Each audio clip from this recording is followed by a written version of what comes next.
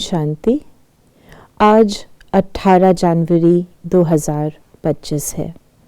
आज ही के दिन प्यारे ब्रह्मा बाबा ने अपने साकार देह का त्याग किया और संपूर्ण अव्यक्त अवस्था को प्राप्त किया। बाबा फरिश्ता बन गए। लेकिन बाबा फरिश्ता क्यों बने? क्योंकि बाबा को हम बच्चों को भी प्रत्यक्ष करना था। और अब समय की पुकार ये है कि जैसे बाबा ने अपनी संपूर्ण अवस्था को प्राप्त किया, बाबा अव्यक्त फरिश्ता बने और सारे विश्व की सेवा कर रहे हैं, उसी प्रकार अब हम बच्चों को भी अपनी फरिश्ता स्थिति को प्राप्त करना है, अपनी फरिश्ता स्थिति को समीप लेकर आना है। प्यारे बाबा ने आज की मुरली में हम बच्चों को वरदान दिया है। हजार बुझा वाले ब्रह्मा बाप के साथ का निरंतर अनुभव करने वाले सच्चे स्नेही भव।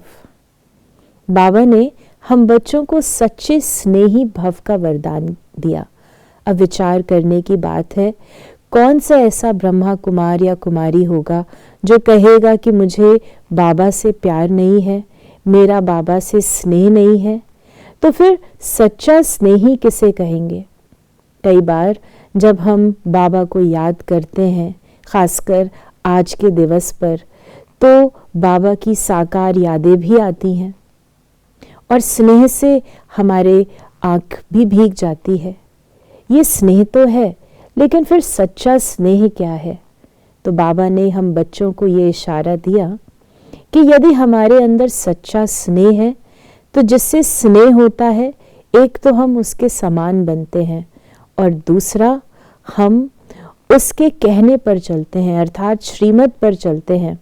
तो बाबा ने हम बच्चों को कहा कि जितना जितना हम निरंतर बाप दादा का, ब्रह्मा बाबा का अनुभव करते हैं, यानी उनको याद करते हैं, तो हम बाबा की बुझा और बाबा मेरी बुझा बन जाते हैं।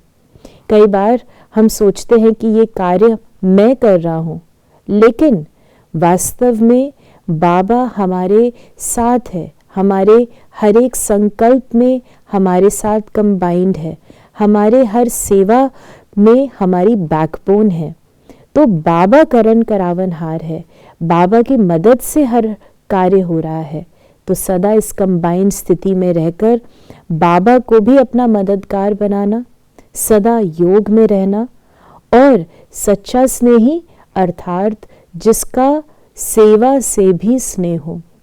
बाबा से स्नेह है, लेकिन बाबा की सेवा अर्थात विश्व कल्याणी बनना, विश्व सेवा करना। ओम शांति।